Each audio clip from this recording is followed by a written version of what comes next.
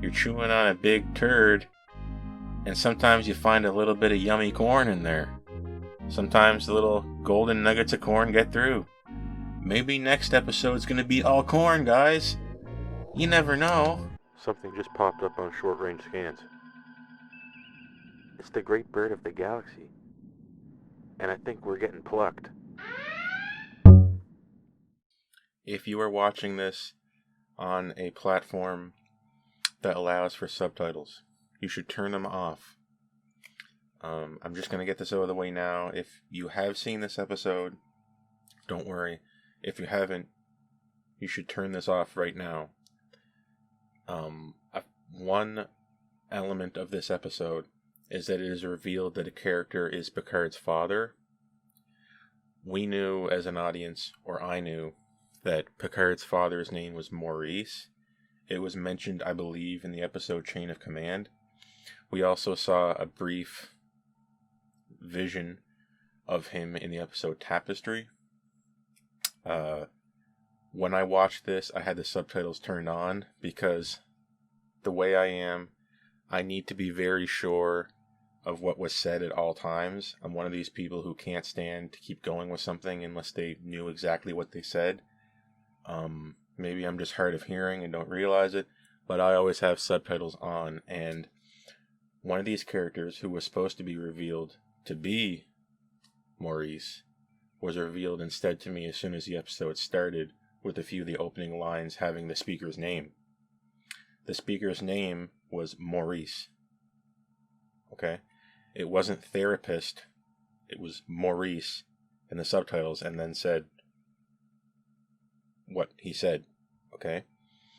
So I knew this character was Picard's father way before I think the writers intended me to know.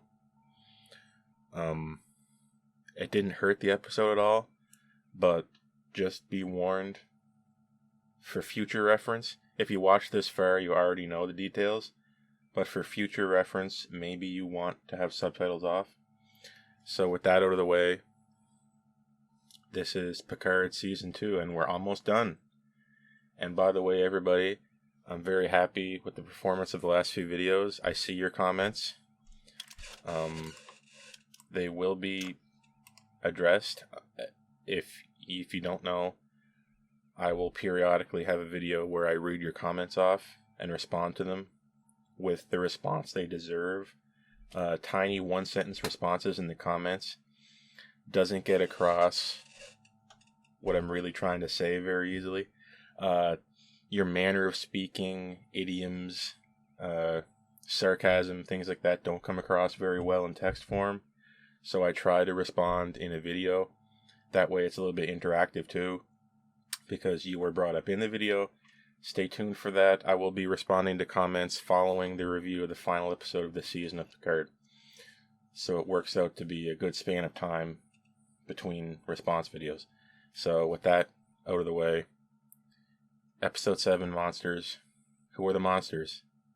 This is the out-of-season Halloween episode for Star Trek Picard. Complete with characters in scary prosthetics and being chased around in a dungeon like it's Cat's Paw. Remember that episode of TOS? The Halloween episode of TOS. This episode joins the long list of Star Trek Halloween episodes. Namely Cat's Paw in this, but Genesis maybe. You know, Move Along Home was pretty scary. It's a good thing that, legally speaking, our hospital can't be shut down. A few episodes ago, this hospital was broken into by, immigration services, and the doctor at hand is now back in this clinic. I don't know how this works. I'm not really up on that, but I guess we're out of the justice system now, and we can just scoot back into this clinic. That's good. Because Picard is at this hospital. Holy crap, we have to look after this illegal alien, who's also from space. Well, he just works in space. Okay. That line, by the way, is brought up completely flat in this episode. It's not brought up for a joke. It's just straight up there ripped right out of Voyage Home. You know, Kirk says, well, I'm not from outer space. I just work in outer space. I'm from Iowa. Rios says it in this episode, except he replaces Iowa with Chile, the nation of Earth, on Earth. This episode is like Cat's Paw meets Voyage Home. And none of it good. Sometimes you can take a lot of good ingredients, put them together, maybe let it cook too long or not long enough, and end up with something that tastes like garbage. I'm not saying this episode is garbage. It should be hauling garbage. No, wait, scratch that. It should be hauled away as garbage. This is Picard, Season 2, Episode 7. Monsters. Who are the monsters? Well, you may have guessed that it was going to be Picard's father. Picard is in a mental, physical reality, like a living dream. We've seen this before, entering people's minds. Do you remember the end of Discovery Season 3?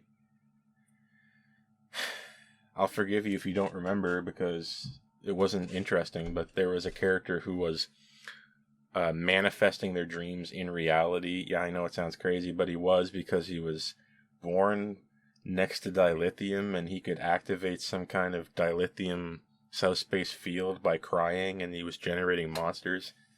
It's all very insane. But this is happening in Picard's mind. He's generating a monster to run away from. He starts this episode talking to a therapist, which feels more like a monster than a therapist. He's very combative, he's mean. Troy, this is not, although Troy wasn't the best therapist. The best therapist in TNG was Guinan, as everyone knows. This therapist is saying, like, oh, I got an hour with you. Why don't you just come up with it? Why don't you blah, blah, blah, blah. And we're going back, the writers are going back, retreading old ground, taking a character we knew, reverse engineering them, to put something there that was never there, really. Even to the point where I think they said that you can build up mental walls around yourself so high, not even a betazoid can see through it. Yeah, okay, well, betazoids, especially if they're like half betazoid, they're not telepathic completely, like Troy. I mean, a full-blooded one, maybe. But it's more like empath with Troy. So it makes sense that Troy wouldn't really know this stuff about Picard. Also, it doesn't make sense that we didn't know, because if something was this important to his character, you'd think we would know, but this is Star Trek Picard, and everybody you loved is a secret asshole. Or they're a secret, just sad sack, we'll say. This is sad sack Picard. Oh my God, I'm so hurt and beaten up inside by my father that I gotta run away from him. I'm imagining him as a monster. But then Talon goes into my mind, who has a secret device that can do like a mechanical mind meld with me. Holy crap, how does that work? Look at her ear. The little device she puts on, it's pointed, right? You know, it's got like a pointy ear. What does that mean? That'll come back up later.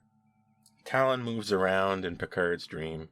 They run away from a monster who was clearly his father. It's just a whole lot of nothing. A lot of this dialogue doesn't mean anything. Maybe if you're psychic, you can glean some type of interesting information out of this dialogue. I certainly can't. It looks like it's just a bunch of fluff. Okay? Just a bunch of fluffer dialogue. I don't know what any of it means. But somehow, by looking back in Picard's own mind, he learned something that he didn't already know.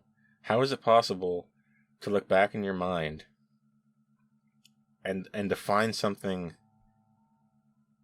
you didn't know? Like, I thought, I mean, maybe I'm wrong. Can anybody tell me in the comments, does hypnosis actually work? Is that a real thing? Can you actually learn something about the past that you didn't already know through hypnosis? Because Picard comes to the conclusion that his dad wasn't really crazy. In fact, his mom was crazy. And actually, what looked like his dad beating up on his mother was actually his dad hiding his mother away from him so he didn't have to see her being crazy, and she didn't want help. She didn't want to get the mental help she needed to deal with the darkness that was in her brain, or whatever kind of nonsense they came up with. I don't know what it was. They didn't really want to say which kind of condition she had, because then we would just say, well, why didn't they cure it? It was the year 2320, something like that. You'd think that, you would just, here, just take this pill. Oh, the problem's gone. Wow, look at that. You'd think. And if you were someone who would refuse help, you'd think, that type of person just wouldn't, really survive that much into the year 2300 something. We're writing, again, we write these people like they are people from the 2020s. They're not. You have to, the core thing you need to realize when you're writing Star Trek is that these people aren't humans. Right? They're people who have survived the crucible of World War III, and they're just different now. Okay? And it's weird that something that, according to Picard's father, she could have got help for, she chose not to. That is very, it's just odd to me. It's just I need glasses. I'm allergic to Retinax, but I don't choose to be blind. It's just like that, so I got these prescription sunglasses. However, this is 100 years after now, about 100 years after where I live. You think that, oh, we could just get some therapist to just, hey, do this, call me in the morning, and we're golden. But we're not golden. Picard's mom is sick, so it's a little bit of an inversion of what I thought. I figured Picard's dad would just be cray-cray. But he wasn't cray-cray. He made his mom stay in some room. And he opens up a book. Look, maybe you don't see the whole picture. Whoop! And they look at this book in his dream, and I don't know what it means. Do you know what it means? Did you watch this episode and know what any of it meant? Picard gets out of his dream. Talon saves him. He finds the truth about his father, which he didn't know, but he got from a mental regression into the past somehow. So Talon shows him, look at my ear. Boop! I'm a secret Romulan. Talon had a holographic human ear over her Romulan ear. I'm not joking.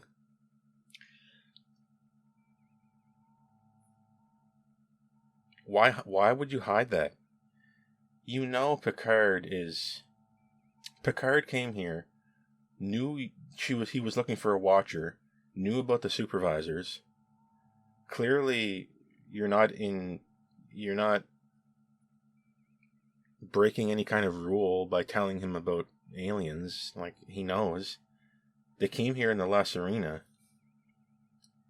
You could have just told him, oh, I'm a supervisor, I'm a Romulan, and sometimes they get similar species to do this job, so I'm a similar species enough to humans that I can do this job. So yeah, I'm a Romulan. So maybe I am related to Laris. Why wouldn't you just say that? Why wouldn't you just say? Other than to create drama and be secretive and have a flair for the romantic, much like Q. Can anyone tell me why she would benefit from hiding this? Does anyone know? I don't know. But anyway, she's a Romulan. And because she looks like Laris and she's a Romulan, that excites Picard's brain and it sends blood down to his penis. And it makes it become big penis. And now he's thinking, oh, I have the romantic feelings in the pit of my stomach. Oh, I got butterflies.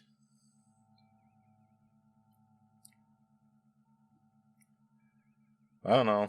But anyway, that's section 1 of this episode gone. We survived Picard's dream. Imagine that. We got out of the dream, but not without Talon mentioning, this is Picard's mind sober? I'd hate to see his mind after 5 drinks. Imagine 5-drink Picard. Yeah, okay. Boys, could you imagine 5-drink Picard? To the finest crew in all of Starfleet. Cheer up, my lads. That's 1 drink Picard. Now 5 drink Picard, that's going to be a merry man. Don't tell Worf. So we got out of this whole conundrum with Picard's mind, and somehow he gleans from this that this Q wanted me to have this dream, even though Sung accidentally ran over him instead of Rene Picard. So Q wanted me to have this dream. He's trying to say something about him, not me. So now that I know this, we can now go on the offensive against Q. What does it mean? What does that mean? How do you go on the offensive against Q? After you just go back, you go back in time in your mind. A secret Romulan enters your dream and saves you from your dad, and now you know how to fight Q.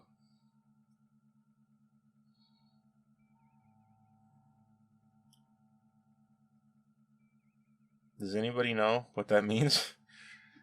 I feel like I'm stupid. That I don't understand something about this episode. How are we? What am I not understanding?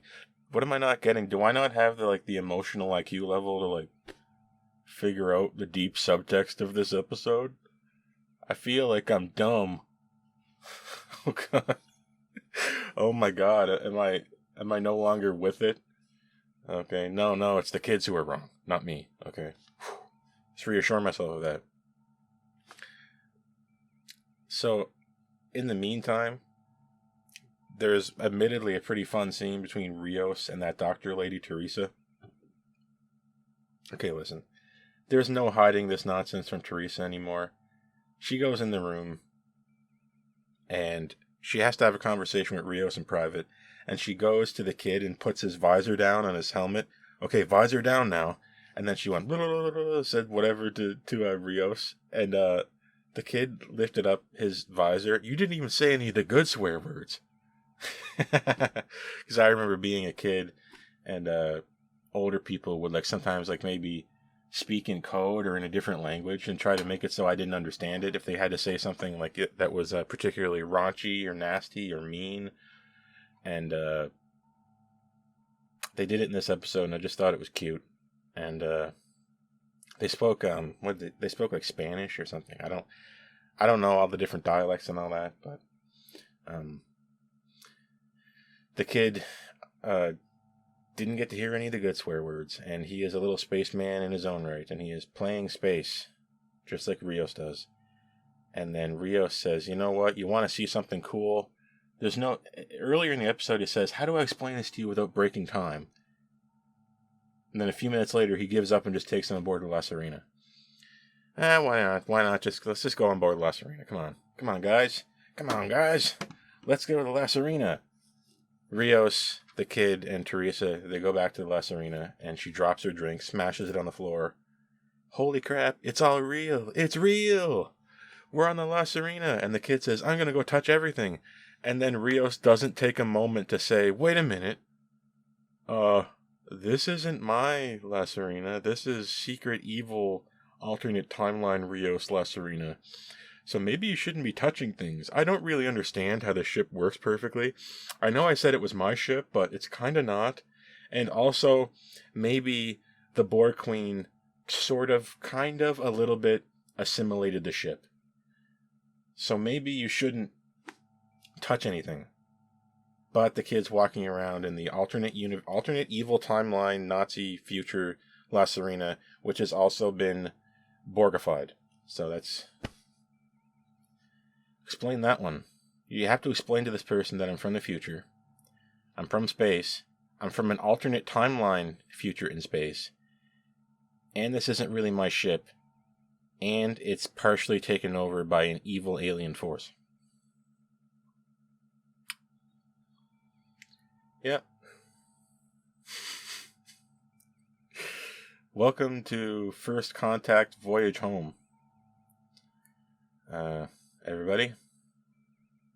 Meanwhile, Seven and Raffi are trying to find Jurati, who is essentially the Borg Queen now. And still, we're playing keep away with the Borg Queen. Every episode we think, oh, she's the Borg Queen now. Her eyes just turned black.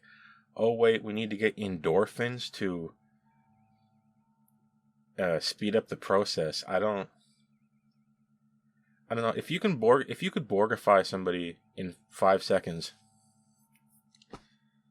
And I know maybe making another queen is different, but if you could just Borgify them entirely and then convert that Borg into the queen, wouldn't that be faster?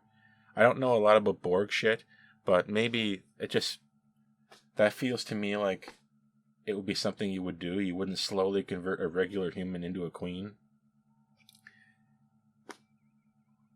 I mean, for dramatic effect, we need it to take time, I guess, because while we have 10 episodes only, we need to make things take forever, because we only wrote this many pages, and we got to get 10 episodes out of it somehow. So Jurati is hilariously, I might add, walking around town mysteriously breaking things.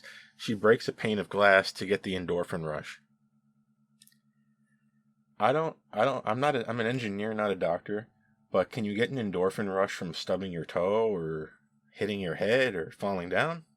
Is that what an endorphin is? You know, you get excited, fight or flight, and somehow that speeds up the flow of the Borg nanoprobes? I don't know. But she sees it fit to break a pane of glass in a busy bar at night, and they see this over a security camera they were looking at. Uh-oh. Jurati is walking around Borgifying herself up. What am I gonna do? I guess Jurati is the Get Back Here character of this series, or season. Last season of Discovery, Book was the Get Back Here character, and now Jurati is turning into the Get Back Here character. The character we gotta keep finding every episode. Where did they go? Whenever Jurati's not on screen, people should be asking, where's Jurati? Well, she's walking around in a red dress, breaking glass. That's the answer. Now, this episode is 45 minutes or so. The last few episodes have been ripping me off by giving me 35 minutes. And now I realize how wrong I was. This is 45 minutes because the last 15 minutes is a different episode. They literally stop where Picard's mind quest ends. He talks to a spirit animal in the form of secret Romulan Talon, and he learns the truth about Q that he didn't know somehow before going under hypnosis. Now we can go on the offensive against Q. Cut. That's where you end this episode. The tone and the arc for this episode met its crescendo already, okay? The episode's done. But instead, we keep the episode going, and we go to find Guinan, because Guinan apparently can summon a Q. This was legitimately interesting to me. I remember when I started this season, I said something like I was wondering what the relationship between the Q and the Elorians are. You know how they have that power to, like, scare Q, people from the Q continuum? What does that mean? Okay, well, we talked to Guinan, and she says that Elorians worship, like, food and drink or something like that. And they made some kind of a peace agreement with the Q continuum over this drink. And she said that you can contain the spirit of the event in a drink bottle or something. Maybe this bottle is secretly some piece of Elorian technology we don't understand. It's possible. She's looking in this jar, and just like a genie, she takes the top off this jar, because I guess this jar was representative of an ancient peace agreement between Elorians and the Q. And when she opens it, she can commune with the Q and summon a Q. So she pops it open, and you can hear things rumbling and breaking, like we're forcing a Q out of the Q continuum to talk to them against their will. It was exciting stuff. And then she has a drink out of this, and it didn't work. And she says, this has never happened before. So is the entire Q continuum sick? And they can't teleport like they used to? Is that what's going on? Perhaps it's not just our Q who was sick. Perhaps the entire Q is ill. They're suffering from some kind of continuum disease. Who knows? But just when we thought we were going to summon a Q, who shows up but a customer? I thought this store closed down 4 episodes ago. But I guess you can just come back into the store like days after it's closed and demand a drink. I don't know. I don't quite know how that works, but he comes in and say, "Oh, I'll just have a drink." And she's like, "Oh, you look like the kind of guy who wants this drink," and blah, blah, blah.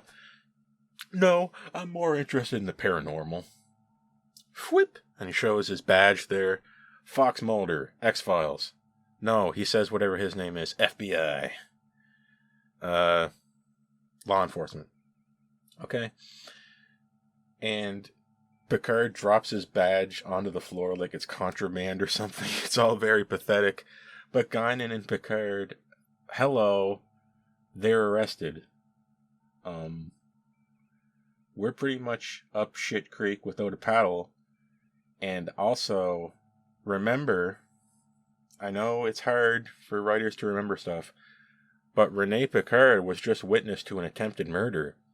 She's probably in witness protection right now, or she's in questioning and getting ready to be on like a panel in some court against Adam Sung. She ain't going on that mission. I don't think you guys actually helped. I think when Talon said you saved Picard, Renee Picard, I think she meant you saved her from dying.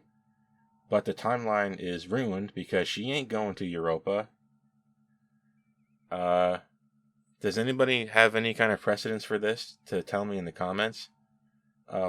If you were an astronaut and you were witness to an attempted murder before a launch, do you still go on the launch or do you have to cooperate with the police? Does anyone know? The fact that I was confused by this means maybe they should have brought it up in the script. Hopefully next episode they'll point out that, yeah, we went through all the legal procedures and we decided to let her go on the launch. Hopefully. One can hope. But as it stands right now, I'm a little bit perplexed by this. So our episode, really, we went to Picard's mind, met his father, learned the truth about the relationship he and his mother had. Somehow that helped us go on the offensive against Q. And Guinan tried to summon a Q and failed, and Picard and Guinan got arrested by law enforcement. And Rios, for some reason, took Teresa and her kid onto the La Serena.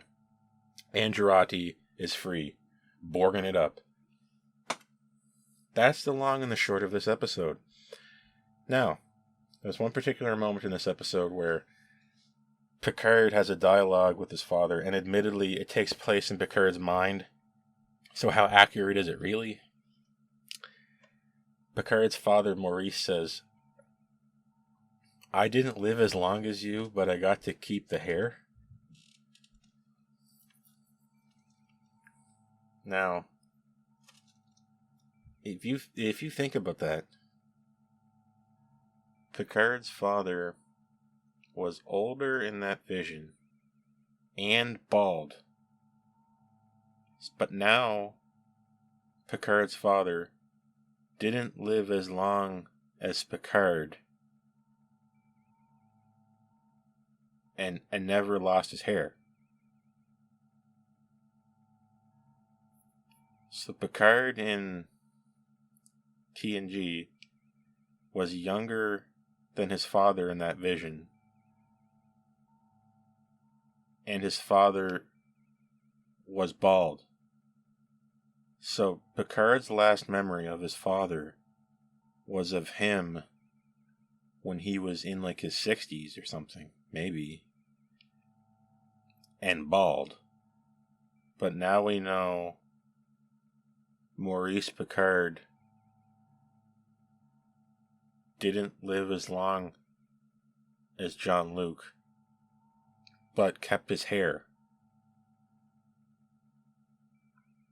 So Picard is like, how old is Picard now? Like 100? 90 something maybe? And bald. But his father,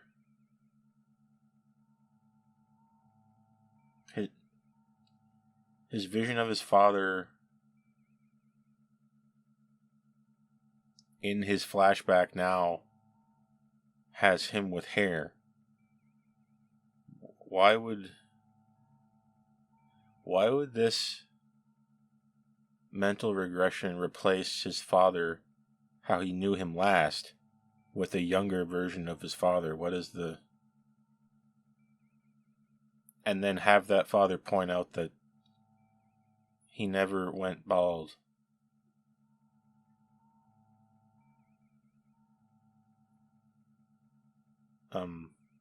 If you would cast a different actor, we still wouldn't have known. It still would have kept a mystery. If you casted an older and bald actor, we wouldn't have... What did they think, that if any character is bald, they must be related to Picard, so therefore we can't cast someone bald? Did they think that? I'm bald. I'm not related to Picard. Unless I am, and I just don't know it. Yeah, I don't... It's just kind of one of those things that's weird. It doesn't hurt the episode, it's just weird, and it's like... It makes me wonder if they saw Tapestry. I think it was Tapestry. Maybe I'm wrong. That flashback episode. It's a good episode, but... Yeah, I think we saw Picard's father in that. And we knew he was named Maurice. I think the name was dropped in Train of Command. And that's how I was spoiled on this, because I had it in the subtitles. I saw Maurice, so I was ruined right from the get-go. Also, Maurice's uniform, it's the First Contact / Deep Space Nine Season 6 and 7 uniform. And it doesn't have, like, the pattern on the top. In the gray section, it doesn't have the lines through it. Did this uniform just not have it, and they had to go with it, or is that actually a slightly later version? Like maybe a few years later they got rid of the lines on it, maybe? I don't know. It looks alright.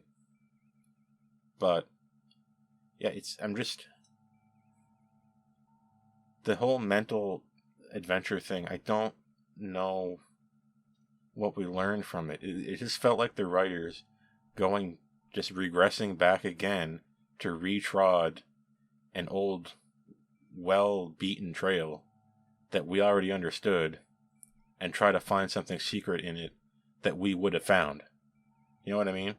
We're trying to look under every stone to find something that's worth nothing, but we need to dress it up like it is by putting lipstick on it and making us think it means something, which Kurtzman Trek is really... I guess you can say they're good at it because they keep doing it, but I've never found it good. This belief that... and it's totally contrary to Star Trek, this belief that your past has a bearing on your actions today, as if you don't have autonomy. This idea that taking away the perfect autonomy inside the human brain and bringing it back down to a more baser level, a base, primitive, primal level, where no, my past traumas do affect my decision making in the future. Like, I'm not a fully sentient being. Like, what? I don't know why. Why do we have to go back, retread Picard's past, say, oh, everything was bad, yada yada yada, and he's trying to hide stuff from people. Oh, isn't he dark? Isn't he disturbed? He has it all. Well, no, it doesn't make people good. I have to wonder. I mean, I wasn't alive this long ago, but did people care that we didn't know anything about the TOS characters? I never cared. I watched all of TOS, and never once was I worried about the past of these characters. I was never worried once if Kirk fell off his bike one day, scraped his knee, and never got over it. Were you? It wasn't important. I think we implicitly knew that a character's past was something that could be discovered on the periphery of the plot later if we wanted to. It was never going to be the plot itself, because it doesn't matter. Ultimately, the universe is going to operate regardless of the baggage you're carrying with you. And I used to think that you couldn't get far in Starfleet unless you kind of understood that. Understood the hard nature of reality, you know, the way, you know, reality works. I just bumped my computer console here. Okay, that's fine. You know, things are made of solid objects. You know, you have to And you have to work with it, with nature as our judge. There can be given to us no quarter, okay? With nature as our judge.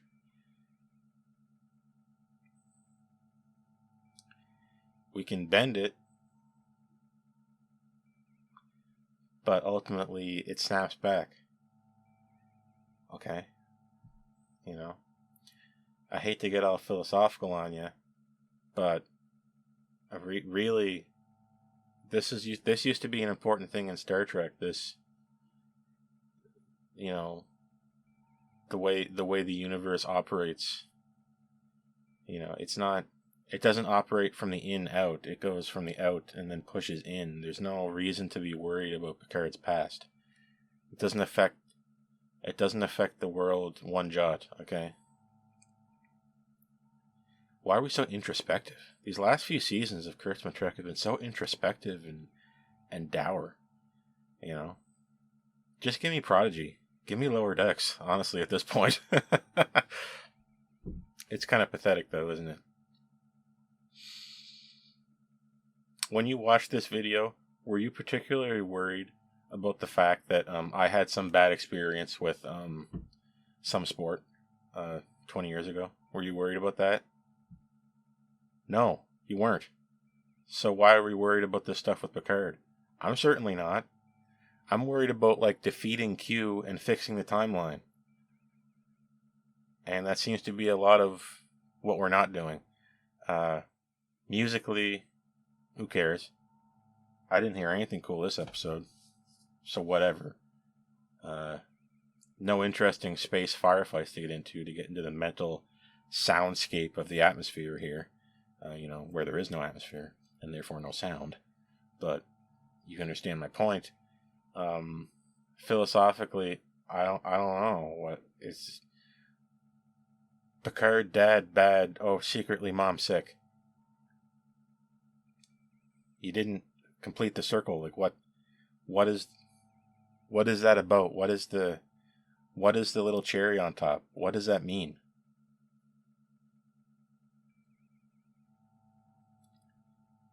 And then we just got arrested. We got to see the La Serena for a second. I don't know. Ask yourself, did we need to go mentally regress into Picard's mind? Was that necessary? Could Picard have got hit by Adam Sung's car and just be revived later and then have Talon say that we need to go talk to Guinan and get her to summon Q? Did we need to go on this sojourn into the past? Only to run around as young Picard through a dungeon running from monsters. I don't know, but that's Picard. This episode was a little interesting. We got to see an old uniform come back. The ending kind of took me off guard, so it was kind of exciting. A lot of good, a lot of bad.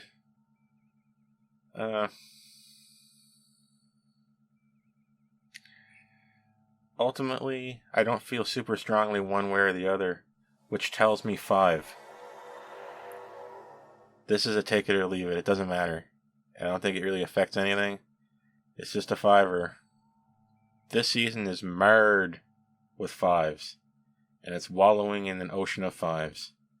So this season is probably going to end up pathetic, forgettable, but at the very least not as violently painful as season 1. So I guess that's an improvement. Yeah, I mean, you're chewing on a big turd, and sometimes you find a little bit of yummy corn in there. Sometimes the little golden nuggets of corn get through.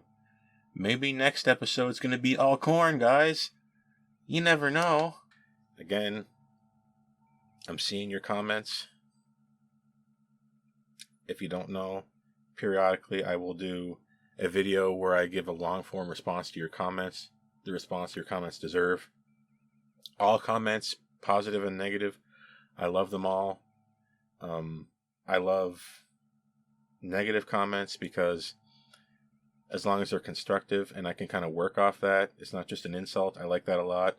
And in fact, come to think of it, I do like insults. Insults are good. It doesn't bother me. Okay? Risk is my business. See you guys later. I'm Mark, and I'm getting the heck out of here.